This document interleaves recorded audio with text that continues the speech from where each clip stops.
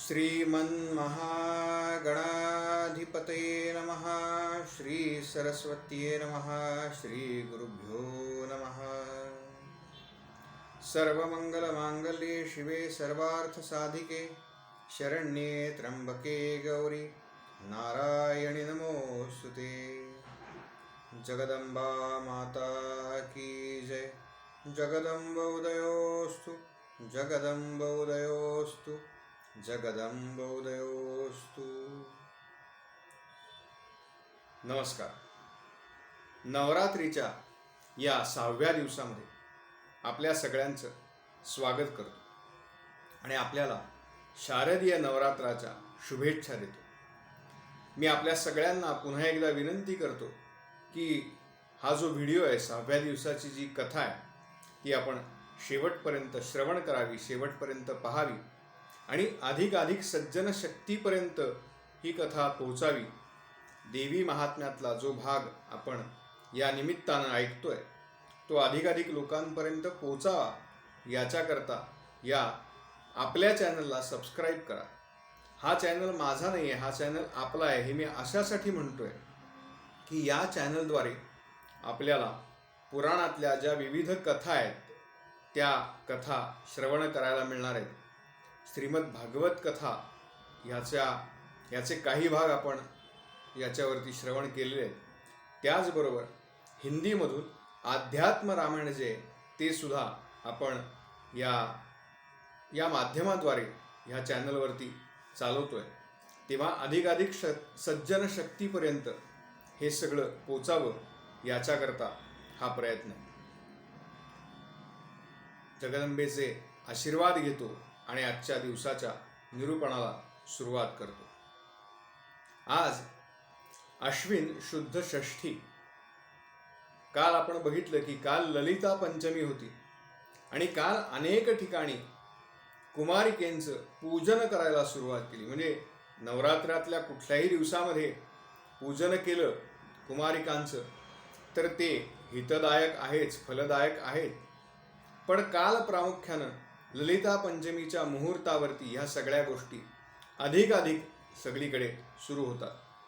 ज्या 7-8 वर्षापर्यंतच्या बालिका आहेत त्यांचं पूजन केलं जातं, पायावरती स्वस्तिक काढलं जातं, त्यांना काही शृंगाराचे, अलंकाराच्या काही भेटवस्तू दिल्या जातात आणि त्यांच्या चरणावरती मस्तक ठेवायचं.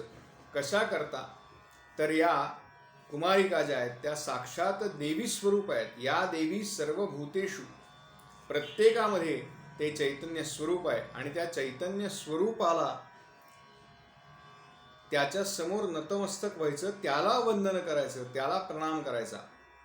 ही या सगळ्या मागची भावना आहे. आजचा 6व्या दिवसाचा जो श्लोक आहे तो असा आहे. चंद्रहा सोज्ज्वल करा शार्दूल वरवाहना. चंद्रहा सोज्ज्वल करा शार्दूल वरवाहना. कात्यायनी शुभम दद्यात देवी दानव घातिनी. आज जे देवीचं नाव आहे ते आहे कात्यायनी.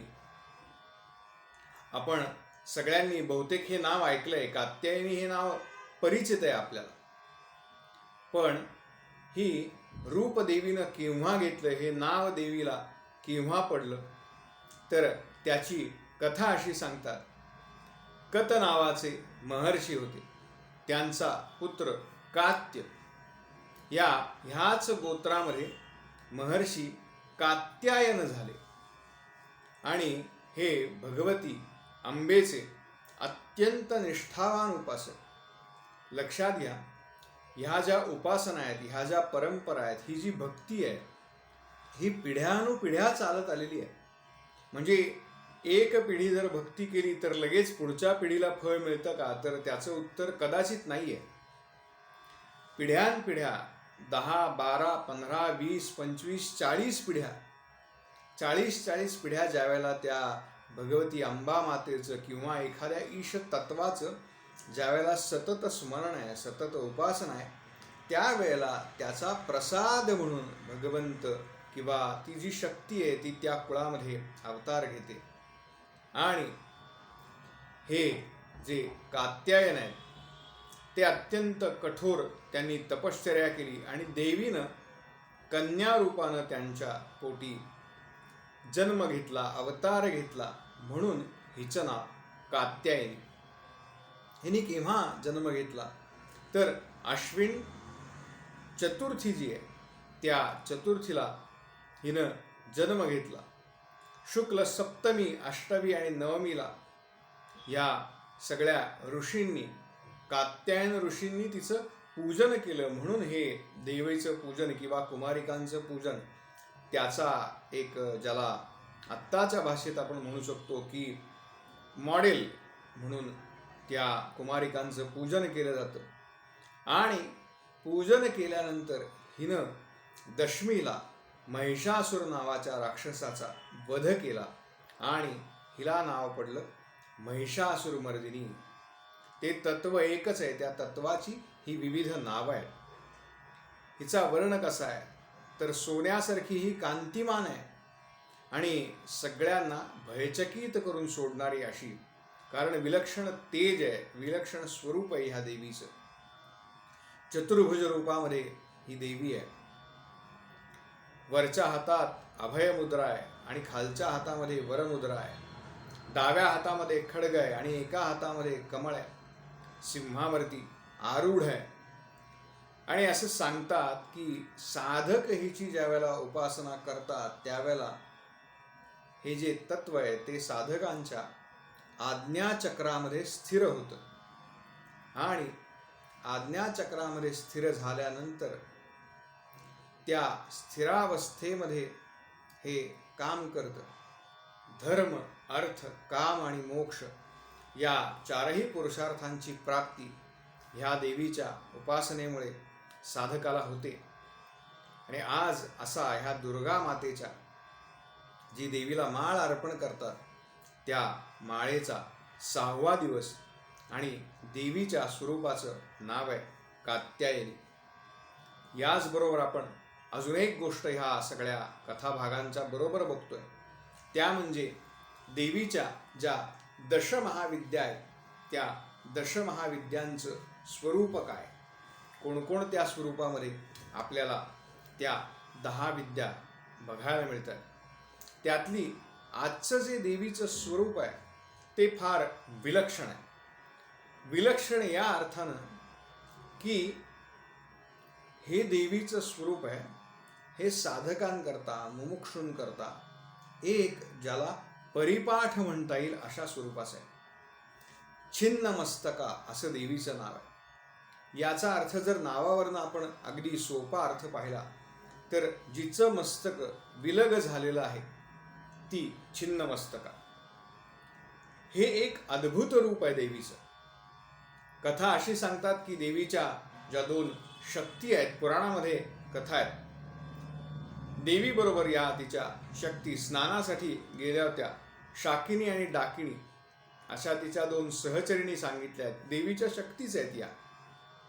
आणि असं झालं की एका स्नानानंतर परत येत असताना अचानक त्यांची शक्ती कमी झाली आणि आता त्या शाकिनी आणि डाकिणींना चालणं सुद्धा मुश्किल झालं. त्यावेळेला असं सांगतात की देवीनं आपल्या हातातल्या शस्त्रानं आपलं मस्तक धडावेगळं केलं आणि त्या देवीच्या शरीरातून रक्ताच्या 3 चिळकांड्या उडाल्या आणि त्यातली एक शाकिनी, एक डाकिणी आणि एक प्रत्यक्ष देवीनं आपलं मुख आपल्या हातावरती धरले आणि त्या मुखामध्ये त्या रक्ताची धार लागली. अशा पद्धतीनं तिनं त्या दोन्ही आपल्या शक्तींना पुनरुज्जीवित केलं, पुन्हा त्यांना शक्ती प्रदान केली आणि मग त्या पुन्हा पुढे चालायला लागल्या. परंतु हे झालं देवीचं चित्र स्वरूपाचं वर्णन. प्रत्यक्षामध्ये उपासकांकरता, साधकांकरता, देवीच्या भक्तांकरता हे देवीचं असं स्वरूप म्हणजे नेमकं काय आहे तर त्याचा अर्थ असा आहे की संपूर्ण शरणागती जोपर्यंत आपण त्या देवीला, भगवतीला, त्या तत्वाला संपूर्ण शरण जात नाही तोपर्यंत ते आपल्याला तत्व योग्य ते फल देत नाही. आपल्या मानव देहामध्ये ज्याच्यामध्ये प्राण आहे अशा 3 प्रकारच्या नाड्या सांगितल्या. आपल्या सगळ्यांना हे शरीरशास्त्र किंवा या पद्धतीचं विवेचन आपण पूर्वी कधीतरी ऐकलंय. इडा, पिंगला आणि सुषुम्ना अशा 3 नाड्या प्रामुख्याने. रक्तवाहिनी एक उजवीकडून डावीकडे आणि डावीकडून उजवीकडे, आणि या नाड्यांच्या मध्ये जी स्थित आहे तिला सुषुम्ना असं म्हणतात. सुषुम्ना. ज्या वेळेला प्राणसाधन काळामध्ये, ज्या वेळेला शरीरशुद्धी विशिष्ट संधी कालामध्ये साधते, त्यावेळेला असं म्हणतात की इडा आणि पिंगला या 2 नाड्या क्षीण होतात आणि सुषुम्ना जी नाडी आहे ती नाडी या दोन्ही नाड्यांना पुन्हा गूढ प्रकारे पुन्हा एकदा पुनरुज्जीवित करते. म्हणजे आपल्यामध्ये जो प्राणवायू वाहतोय तो या दोन्ही नाड्यांमध्ये संक्रमित करते आणि या पद्धतीनं या दोन्ही नाड्या पुन्हा एकदा आपल्या अवस्थेला येतात.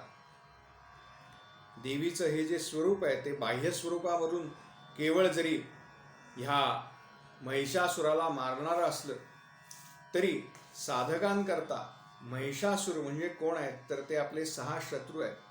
काम, क्रोध, लोभ, मोह, मद आणि मत्सर.